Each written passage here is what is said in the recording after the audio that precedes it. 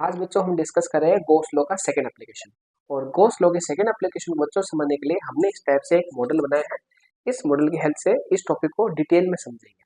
ठीक है, तो देखते हैं हमारा टॉपिक वो क्या बच्चों, electric field due to a uniformly charged infinite plane sheet. ठीक है, इस टाइप से हमारे पास एक uniformly charged infinite plane sheet है और उसकी वजह से हमें क्या निकालना है, इलेक्ट्रिक फील्ड निकालना है। ठीक है, तो एक बार डायग्राम की बात करते हैं, फिर इसको हम इसके हेल्प से समझते हैं। तो देखते हैं क्या बच्चों हमारा टॉपिक है।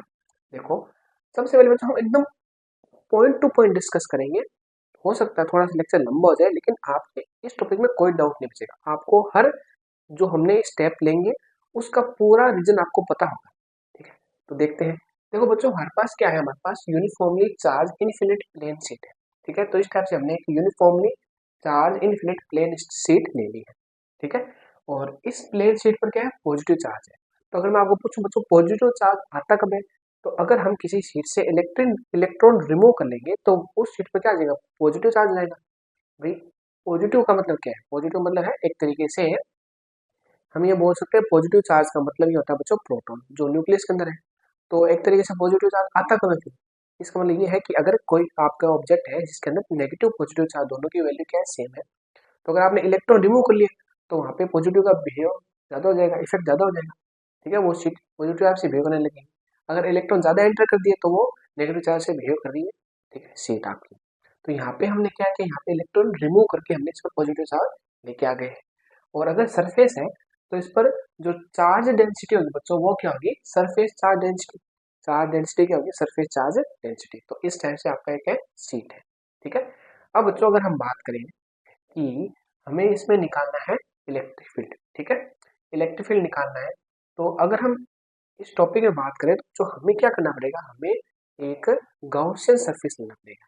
ठीक है, उस गाउसियन सरफेस से हम क्या करेंगे, चार्ज को क्या करेंगे, अनक्लोज करेंगे। ठीक है, तो अगर मैं आपको बात करूं कि देखो आपके बच्चों ये शीट है इनफिनिट। ठीक है, इनफाइनाइट शीट है, इनफिनिट शीट है, तो उस कंडीशन में आपका ये क्वेश्चन होना चाहिए कि बट सर हम इतना बड़ा गाउसियन सरफेस कंसीडर करेंगे तो उसकी वैल्यू कैसे निकालेंगे। तो बच्चों एक्चुअल में बात ये नहीं है। जैसे आप अगर मान लो, हम नॉर्मल लैंग्वेज यूज कर रहा हूँ, जैसे आप मान लो कहीं दुकान पर गए जनरल स्टोर पर, तो आपने बोला कि भाई साहब मुझे एक हमें राइस लेनी है। ठीक है, हमें चावल खरीदने हैं 50 kg। ठीक है, तो वो आपको सैंपल दिखाएगा, तो आप उस सैंपल से क्या करोगे, राइस का पता लगा लोगे कि भाई किस टाइप से है, क्या क्वालिटी है, लगा लेंगे ना। तो सेम चीज बच्चों यहाँ पे हो रही है। हम क्या करेंगे, हम एक थोड़े से चार्ज को अनक्लोज करेंगे और उस चार्ज की वजह से जो इलेक्ट्रिक फील्ड आएगा वही इलेक्ट्रिक फील्ड पूरी शीट की वजह से आ जाएगा। ठीक है, पूरी शीट की वजह से आ जाएगा। क्यों, क्योंकि यहाँ पे बच्चों जो आपका लास्ट फॉर्मूला आएगा, जो आपका लास्ट फॉर्मूला आएगा वो आएगा सिग्मा अपॉन 2 एप्सिलॉन नॉट। ये फॉर्मूला आएगा। तो इस फॉर्मूले में एप्सिलॉन नॉट तो आता ही है, लेकिन यहाँ पे मेन चीज क्या आ रही है, सिग्मा आ रही है। तो एक्चुअल में जो सिग्मा होगा वो तो पूरी शीट के लिए क्या होगा, यूनिफॉर्म होगा। ठीक है, तो एक्चुअल में हमें थोड़ा सा सैंपल लेना है, वो सैंपल पूरी शीट के लिए क्या हो जाएगा, अप्लाई हो जाएगा। ठीक है, तो ये है गाउसियन सरफेस क्या पावर। ठीक है, तो बच्चों अब आते हैं, देखो तो हमने क्या किया, इसको पूरे को तो अनक्लोज करने की जरूरत है नहीं, तो हमने एक छोटा सा मतलब यहाँ पे जो बच्चों चार्ज है, इस चार्ज को हमने क्या किया, अनक्लोज किया। ठीक है, तो अनक्लोज करने के लिए सबसे पहले हम क्या करेंगे, हम इसकी मान लो डिस्टेंस ले ली आर, आर डिस्टेंस ले ली, और इसका जो सरफेस है बच्चों वो है एक तरीके से जो सर्कुलर, जो आप इसका पार्ट है उसका सरफेस क्या है, एस है। ठीक है, सर्कुलर पार्ट उसका सरफेस एस है। तो मैंने आर लेंथ और एस जो इसका सरफेस है सर्कुलर पार्ट का, ठीक है, सर्किल का जो सरफेस एस है वो एक गाउसियन सरफेस हमने कंसीडर कर दिया, और जो आपकी शीट है उसके इस टाइप के चार्ज को बाउंड कर दिया। ठीक है, अनक्लोज कर दिया, सॉरी अनक्लोज कर दिया। अब मैं आपको क्वेश्चन पूछ रहा हूँ बच्चों, जो आपकी ये शीट है बच्चों, ये शीट, इस पर जो चार्ज है उस चार्ज की वजह से इलेक्ट्रिक फील्ड इस डायरेक्शन में जनरेट होगा, और इलेक्ट्रिक फील्ड इस डायरेक्शन में जनरेट होगा, तो आपने चार्ज का आधा पार्ट अनक्लोज किया है, इधर वाला पार्ट तो रहेगा। तो अब हम क्या करेंगे, उतने ही लेंथ का और उतने ही सरफेस एरिया का एक तरीके से हम क्या करेंगे, गाउसियन सरफेस लेंगे और इसको पूरे चार्ज को जो हमने बीच में सेंटर में चार्ज दे रखा है उसको पूरा क्या कर देंगे, अनक्लोज कर देंगे। तो इस टाइप से अब आपकी जो मॉडल है समझ में आ जाएगा। ये है एक्चुअल में है क्या बच्चों, ये आपकी क्या है, ये है यूनिफॉर्मली इनफाइनाइट चार्ज शीट है। ठीक है, और इसमें आपने जो एकदम देखो बच्चों यहाँ पे एकदम सेंटर में चार्ज है, ठीक है, उस चार्ज की वजह से इस डायरेक्शन में इलेक्ट्रिक फील्ड निकलेगी और इस डायरेक्शन में इलेक्ट्रिक फील्ड निकलेगी, तो दोनों साइड से इसको क्लोज अनक्लोज करना पड़ेगा। तो इस कंडीशन में हमने 2r लेंथ का और s 2r लेंथ का और s जो एक तरीके से सर्कुलर पार्ट सर्किल है उसका सरफेस का एक गॉसियन सरफेस कंसीडर कर लिया है, ठीक है। अब हम इसकी वजह से यहाँ पे जो इलेक्ट्रिक फील्ड एक तरीके से ये चार्ज है जो क्लोज अनक्लोज चार्ज है, उन अनक्लोज चार्ज की वजह से इलेक्ट्रिक फील्ड निकालेंगे, वही पूरी शीट की वजह से आ जाएगी। तो देखते हैं आगे, ठीक है। इस टाइप से बच्चों हमने ये कंसिडर कर लिया। अब हम बात करें तो इसके बच्चों तीन सरफेस है, S1 S2 और S3। तो अगर हम यहाँ पे बात करें, अगर मैं यहाँ पे एक सरफेस एलिमेंट लूँ DS जिसकी डायरेक्शन होगी इस डायरेक्शन में और पॉजिटिव चार्ज है, तो उस पर इलेक्ट्रिक फील्ड भी क्या होगा, इसी डायरेक्शन होगा, ठीक है।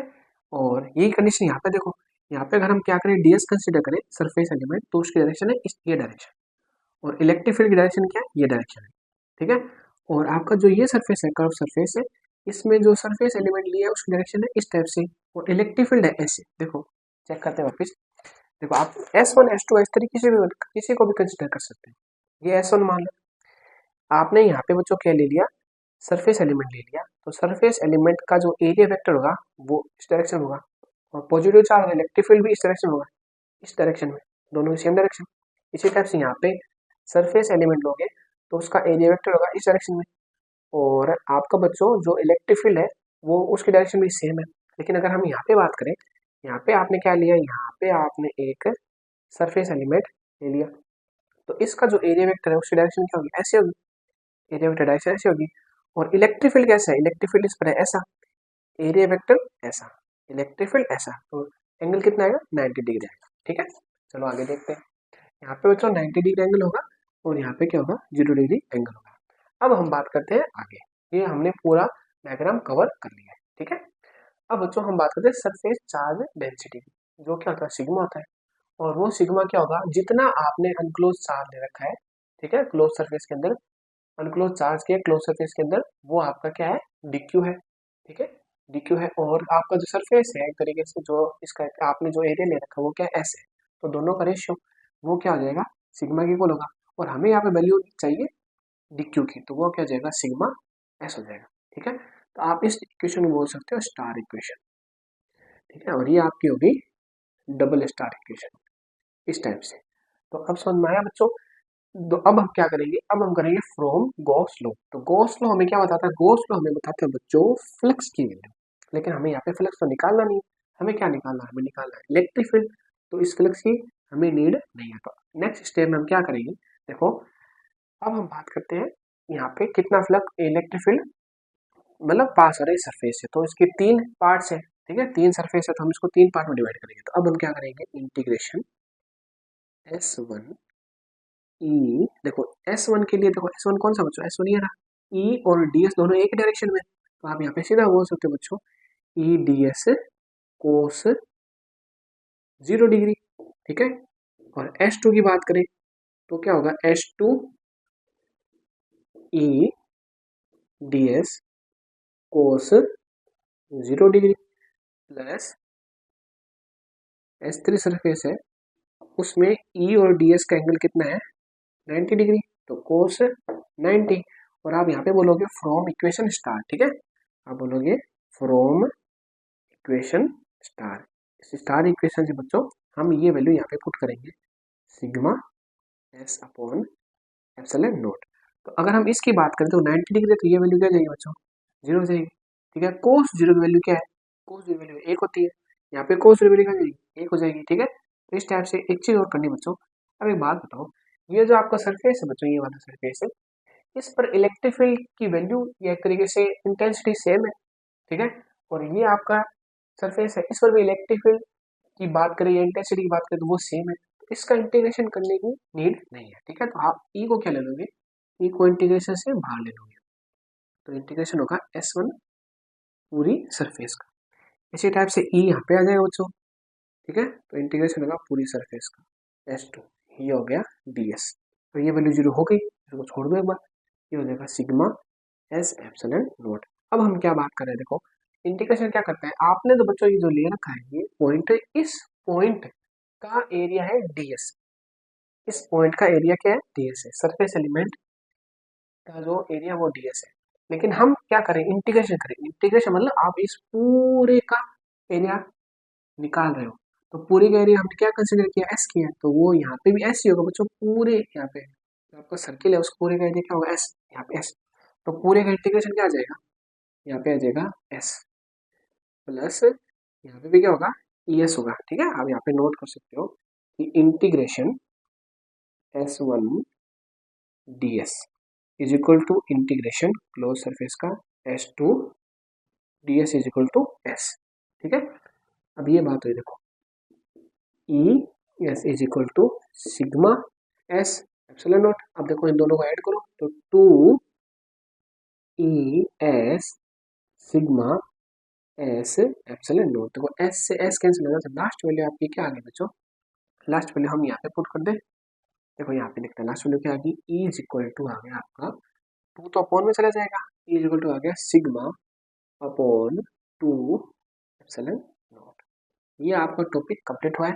अभी इसकी कुछ इन्फॉर्मेशन और है, वेक्टर फॉर्म में देखेंगे, डायग्राम भी बनाएंगे, ठीक है, सॉरी ग्राफ भी बनाएंगे। तो ये बच्चों इस टाइप से हमने कंसिडर किया है। ठीक है, तो अभी बात तो फॉर्मूला, देखो फॉर्मूला क्या आ रहा है, फॉर्मूला में सिग्मा आ रहा है, एप्सिलॉन नॉट आ रहा है, 2 आ रहा है।